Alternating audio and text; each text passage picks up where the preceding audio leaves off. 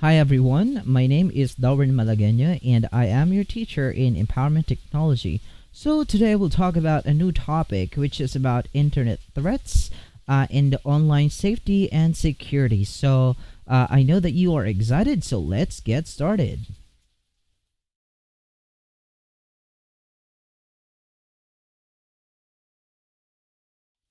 Okay, so nowadays there are a lot of threats going on or is happening right now online. So whenever you go online, you sometimes receive messages coming from a stranger, and these messages might be malicious. So you don't necessarily need to read it because, again, sometimes by clicking on these messages, that might reroute you to another page, and then would ask you to click on something or would ask you to provide your basic information. So today I'm going to teach you how to determine exactly what are these malicious messages or things that you can find online, and how are you going to protect yourself online. So I'm pretty sure that you have your social media accounts, may it be Facebook, Instagram, or you also have your email account which you're using to enroll in our Google Classroom. So you might as well need to know, at least some of the basic things to make yourself, again, protected online. So let's move on first with this part, which is the online safety and security. So we'll talk about these safety precautions that you can do once you're online, and other things to make yourself secured, as I was saying earlier. Now, before we get started, I'd like to ask a question, and that is, where is the most dangerous place on Earth? So, what do you think is the most dangerous place on Earth, or where is that most dangerous place on Earth? Okay, the answer basically is one of the most, I should say, dangerous places on Earth is internet, because everything it can be found in there. So you can be known by a stranger, right? Online through the use of your social media account. So a stranger might be able to know you as a person, know your basic information, and some sort of that. And that makes it dangerous because they can make use of your basic information to pretend that you are the person. All right, but and that's just one of the reasons, and I'm pretty sure that you also have other reasons why you can consider internet as one of the most dangerous places on Earth. Okay, so yeah, that's correct. That's the internet. Now, the internet is one of the most dangerous places, especially if you do not know what you are doing with it. So, the first risk that might happen to you is, the ignorance of not knowing exactly what to do with the internet. So, in the 21st century right now, I'm pretty sure that you are, especially for those people who can or has Android phone, then they can make use of their phone to browse the net, go to google.com, search something, anything under the sun, and they may go to websites that are definitely dangerous for them or to them. So that and for those people who don't know exactly the content of the websites that they're visiting, so that definitely will lead them to higher risks.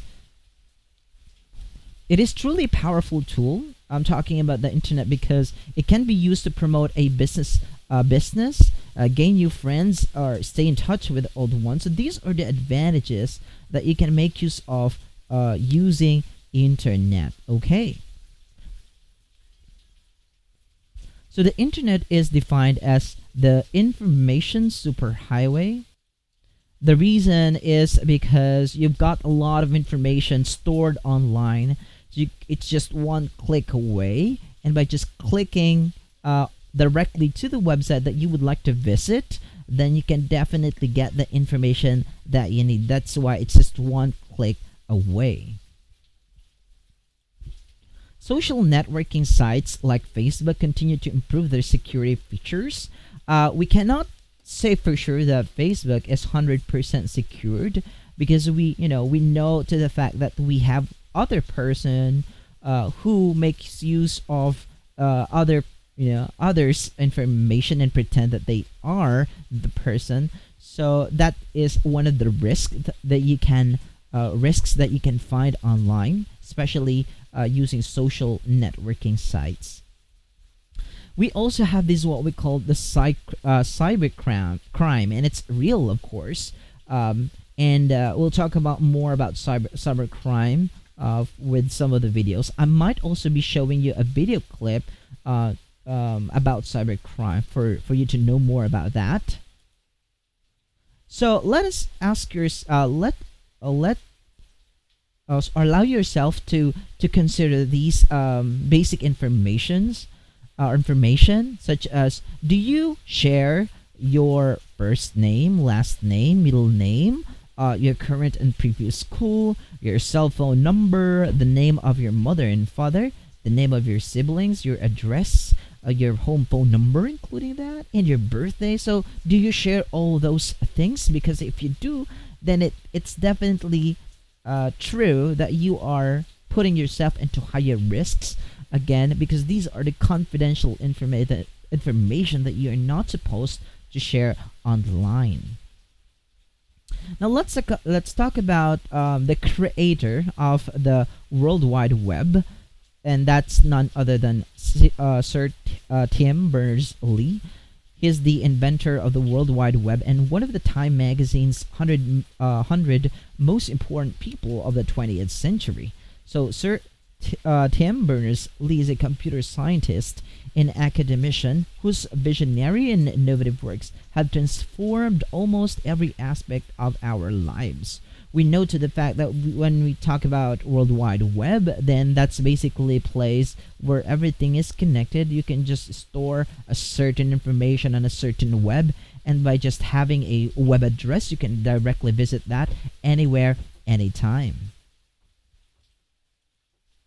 So these are the tips that you can make use of, or you can do to make yourself to make yourself safe online. Number one is be mindful of what you share online and what site you share it to. Okay. All right. As I was saying earlier, you're not supposed to share the confidential information that you have to people whom you don't know. All right, because that's social media, especially when you're using Facebook. So you can also set your account into private, so that only the persons whom you personally know can get access to those information, your basic information. Second one is not just accept terms and conditions. You need to read all these terms, because sometimes these terms may have some hidden terms in it. All right, so you must be aware before installing a specific, for example, a specific application or a specific software. All right. Okay, so this is basically there's in Facebook, by the way, there's also terms and conditions, so you might as well want to visit that. Okay. Third one is check out the privacy page of a website to learn how the website handles the information that you share. So there are some websites, definitely, and there are, of course, majority of the website has this part where it allows you to know how they're able to handle the information, whether they're sharing that to in public, or it's just that they're storing the information for future purposes. You also have to know the security features of social networking sites you use. Also, do not share your password with anyone. It's a no-no, of course, and students, you're not supposed to share your password to anyone, no matter what, because that is your personal account. And that if someone knows your password, then they can manipulate or put something that you don't really want. So that's one thing. Avoid logging in to public networks or Wi-Fi. The reason is because they may be able to track down your device, or get into your device. So one of the ways for you to get rid of these malicious things that may happen into your device is to make use of the VPN, if you're familiar with that. All right, but that's one of the ways that you can make use of, so that your device will be encrypted and won't be able to be detected, or be manipulated by other devices. Do not talk to strangers, whether online or face to face, unless you know the person personally. Then that's the time that you can talk to them. But if they are not, I should say, or they are totally strangers, then it would be better to either check the credentials, or put a stop whenever they're already, sending messages to you, which seem to be so malicious. But it depends too.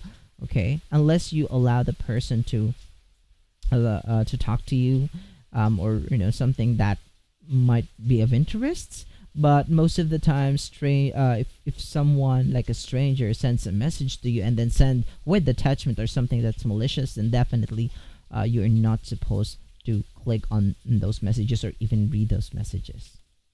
Never post anything about a future vacation, all right? Because you don't want a burglar to go into your place, because they know exactly where you are, and that they know exactly that you're out of town, for example, or not in your house. Then that's one of the ways where you're putting yourself at risks.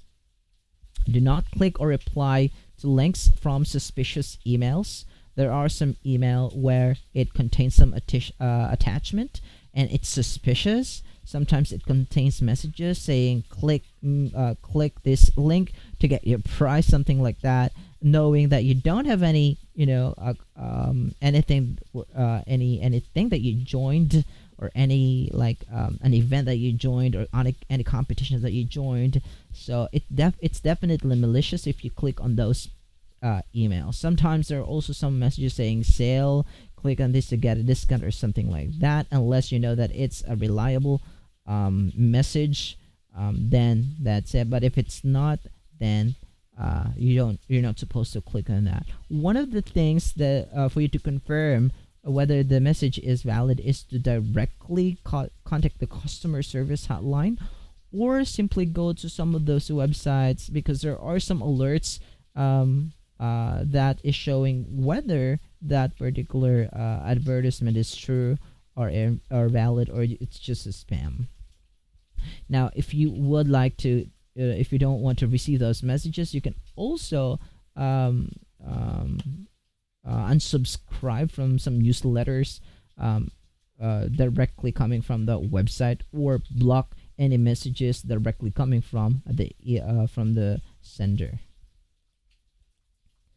Also, you add friends that you know in real life, as I was saying. Same thing with what I said about strangers. Talk to those people whom you personally know. Add people on social media whom you personally know. Do not just add random people, okay, just because they are good looking or whatnot. Avoid visiting untrusted websites. There are some websites that are malicious and are sometimes misspelled. Okay, it's one of the ways for you to know whether it's the trusted website. But if it's not, then never try to visit those. Sometimes there are some website full of advertisements. It's one of the indicators that the website has a lot of malicious things happening online.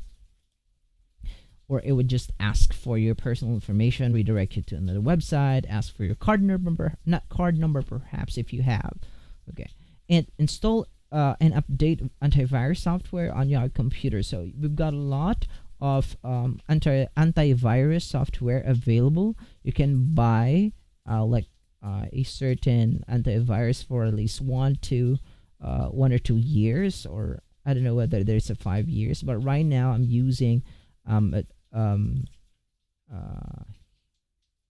antivirus software on my computer, and it's 2 years. Kaspersky Internet Security. So we have that. We also have McAfee and so on. And we've got a lot of antivirus software available that depends on you. Okay. So far, it will protect you if you go online. It will protect your computer, your devices, and so on. All right. But there are also some pre-installed antivirus in your laptop. If you're using your Windows, then you do have Windows security. All right. And if you have Wi-Fi at home, make it a private network by adding a password. So it's not normal, of course, that you have a Wi-Fi and then you do not make use of a password.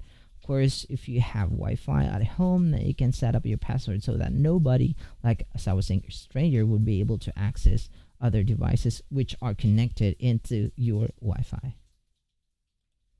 Avoid downloading anything from untrusted websites. All right. Sometimes these downloaded files contains Trojan. Okay. And we'll talk about later what's Trojan and other malwares available, which might again destroy your computer, destroy the program on your computer, and some sort of that. So, but again, if you know that that website is trustworthy, then that's possible. Just go on downloading it. But if it's not, then you have to be careful. There are some other ways. There are a lot of ways for you to get protected and to know whether the website is trustworthy or not. But we'll talk about that in some time, or with other videos that I'll be working on with. Also, buy the software. Do not use the pirated one. So we got a lot of softwares available saying lifetime access to a certain software, but we know to the fact that these software are paid, so that might possibly create some problem in your device. So you can get rid of those softwares. Just go on some trusted stores, buy some software, all right, and install that into your computer, because these are again valid. Okay, so let's go ahead and talk about some of these words. So we got malware, which stands for malicious softwares. Okay, these are softwares which are basically found in your computer. Okay, softwares are the ones that are installed in your computer, are the ones that does some work into your computer, but your laptop is the physical laptop is your hardware. But the ones that are inside your your device or the programs installed are called the softwares. And there are some malwares that somehow does something malicious into the program, and somehow it may either disrupts the program or gathers data from the program. Okay, we also have the Survirus. It's a malicious program, one of the malware, and it's designed to replicate itself and transfer from one computer to another. All right, and that disrupts your computer too. By simply replicating it means that it would, makes use of the storage into your computer, and might somehow disrupt the function of some of the programs that are installed into your computer. We also have this, what we call the worm. It's a malicious program that transfer from one computer to another by any type of means. We also have this spyware, which is a program that runs in the background without you knowing it. So it somehow acts as a spy, and we'll show you a video clip for that and how these malwares work. But spyware does something which is obviously malicious, because it tries to record everything that you're doing on your device. So it has the ability to know what you're currently doing and typing through keylogin. So if you've got your password in mind and then you type it into your device, then the spyware will somehow record these password, and they may be able to access your account, if you have a bank account and you're registering online. So that can be a problem too. We also have this spam. These are the unwanted email, mostly from bots and advertisers. Okay, so and you don't want to receive spam every day. So you want to try, if you have time, you can go directly into your email, check if you have spam, check if you got some promotional or advertisements, in asking you to get your information, asking you to enter your personal or confidential details. So these can be one of the spams that you're receiving. So you might as well block messages coming from the sender, or try to delete that particular message immediately, and do not click anything that are attached or in that particular message. We also have another word, which is phishing, which acquires sensitive or personal information like password and credit card details. So inside these messages, it will ask you to provide, as I was saying, your personal information, your name, your first name, your last name, middle name, address, and so on, and then your birthday, and that will ask you to for your credit card number, which you don't want to happen, because if you do, then you might lose a certain amount, or the certain amount of money. Farming is also another term that we'd like to define. It's a more complicated way of phishing where it exploits the DNS or the domain name service system. We also have these, as I've told you earlier, the word Trojan. It's a malicious program, and it's disguised as useful program, but once downloaded or installed, leaves your PC unprotected and allows the hackers to get your information. So if you got a program, say a game, and that you'd like to play a game online, you try to download the game. Sometimes this game contains, it will remove any security installed into your laptop, your computer, other devices, and that will put your device to risks. That will also allow hackers to get access into your account, or get your personal information, so that can be a problem too. All right, so these are the terms. So those are some of the things that I would like to define. Now we'll move on to another part of this discussion, and these are just some of the specifics of these malwares. So this time we'll focus on the malwares and see what happens. All right, so earlier we talked about the malwares, and this is just the same thing: malware, spam, phishing. So let's see. As I was saying earlier, malware stands for malicious softwares. There are different types of malware. So number one is virus. We have worm. We have the Trojan. We have spyware. We also have adware. All right, let's begin with virus. A virus is a malicious program designed to replicate, as I was saying earlier, itself and transfer from one computer to another. So you have here a virus installed, or perhaps a certain software that is saved into your device, say in your PC or your laptop, and then you make use of your flash drive, copy the same program or virus from your laptop or from your PC or laptop into your flash drive, and then save it to another laptop. So that somehow is another way to transfer a virus from one device to another. Or you can also send that through internet. So you have a certain software saved into your, say, email, and then you're sending that to another person, and then that the receiver of the email might be able to download that software and install that into his or her computer. Then that will be transferred, and that's through the net. Okay, we also have the CD. All right, and that also can be used to save information or data, and that can also be used to transfer these viruses from one device to another. Okay, so these are the examples of viruses which were so famous before. So examples are, we have the Storm virus and then the Melissa virus. Okay, and you can check some of these viruses and how it affected the online world. So we have the Storm virus, originally posing as breaking news of bad weather hitting Europe. So it's a virus, but it has some shocking message. Infected computers around the world in 2007. Millions of infected pieces were taken over by hackers and used to spread spam and steal identities. So one of the objective of viruses is that they steal information from the user. All right. Okay, and they may be able to access some of the data that are installed into your computer or saved into your device. Okay, All right. The Melissa virus, written by David L. Smith in homage to a Florida stripper, was the first successful email-aware virus inserted a code from The Simpsons into the Word document. So, Smith was later sentenced to jail for causing over 80 million worth of damage. So, like, take a look at that particular damage. Just simply installing a certain virus that might replicate into your device. So that can be a problem. That's obviously one of the problems too. Also, we have this worm. It's a malicious program that transfers from one computer to another by any type of means. Okay, so we have here I Love You Worm, the Love Bug Worm, which was created by a Filipino. Alright, this is the image of the Love Bug Worm. The Love Bug flooded internet users with I Love You messages in May 2000. That was 2000.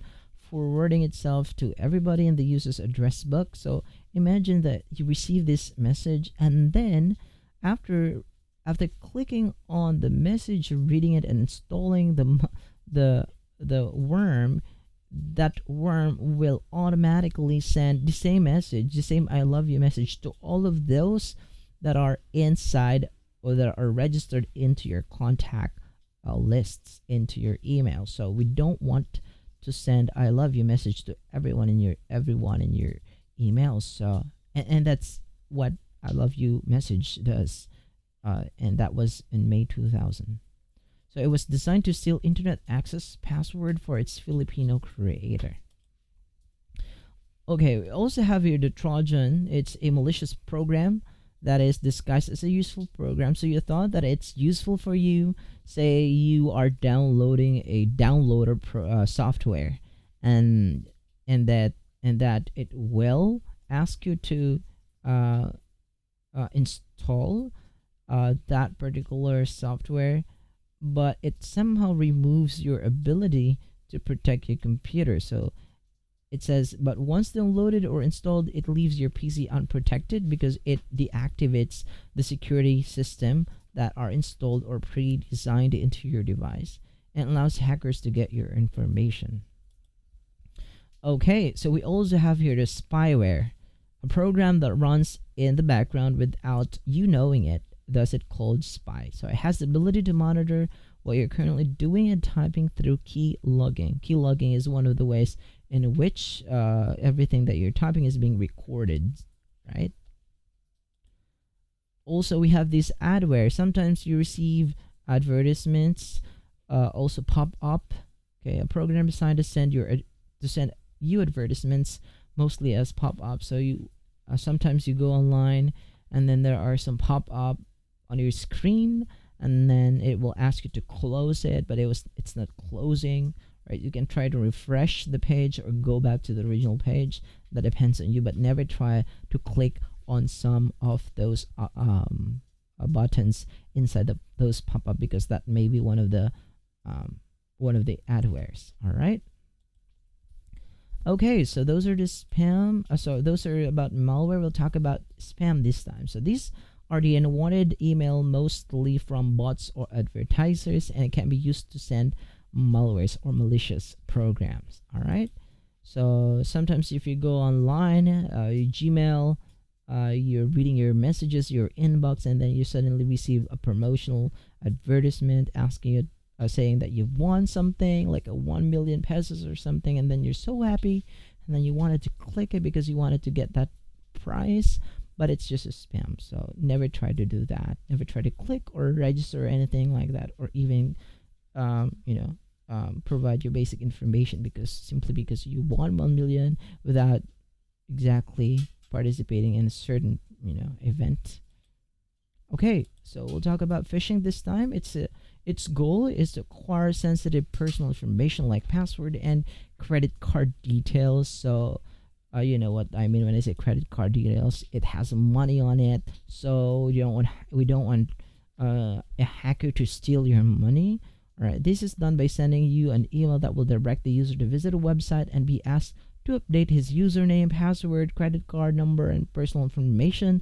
But sometimes it's basically unnecessary because the bank will personally call you, okay, and would not ask you about these details because they know it, okay, unless you go to the bank directly and then confirm.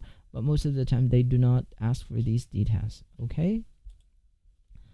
A more complicated way of phishing, where it exploits the DNS or domain name service, is called phishing, as I've read earlier. Okay, TBYC stands for. Okay, if you say think before you click, that's correct, because that's think before you click. So here are the things that you might want to consider before posting something over the net. Okay, you have your social media account, then you have to consider these. Number one is, before you post anything on the web, ask for questions to yourself. Would you want your parents or grandparents or your family members to see it, or your friends or whoever you know close to you to see it? So would you want your future boss to see it? What if you have got a job and you're posting like your nude photos online, and you know the employer might be able to. Sometimes employers does that. They try to search your name online, and once they found something suspicious about you, then that might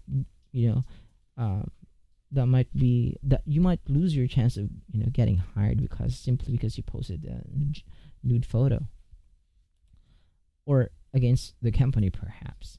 Okay, so number two, your friends depend on you to protect their reputation online. So talk to your friends about this serious responsibility. You don't want to post certain photo that might mess with other person or your friends. Okay, you don't want that to happen. So again, you have to talk to them online, because you also wanted to protect your reputation. So if you're drinking with other people, then and that's a celebration, and that person might have a problem if you post it. So you don't want that to happen. So you might talk to them, or do not just simply post a photo if they don't want to be seen on the photo. All right. Okay, number three is set your post to private if needed. Okay, in this way, search engines will not be able to scan that posts. Only the friends that you have online or in your social media account will be able to see it.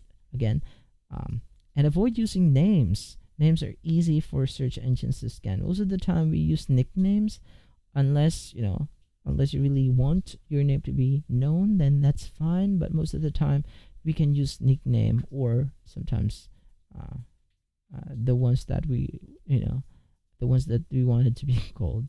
All right, it's also safe, okay, because it's just a social media account. All right, if you feel that a post can affect you or others' reputation, ask the one who posted it to pull it down or report it as inappropriate.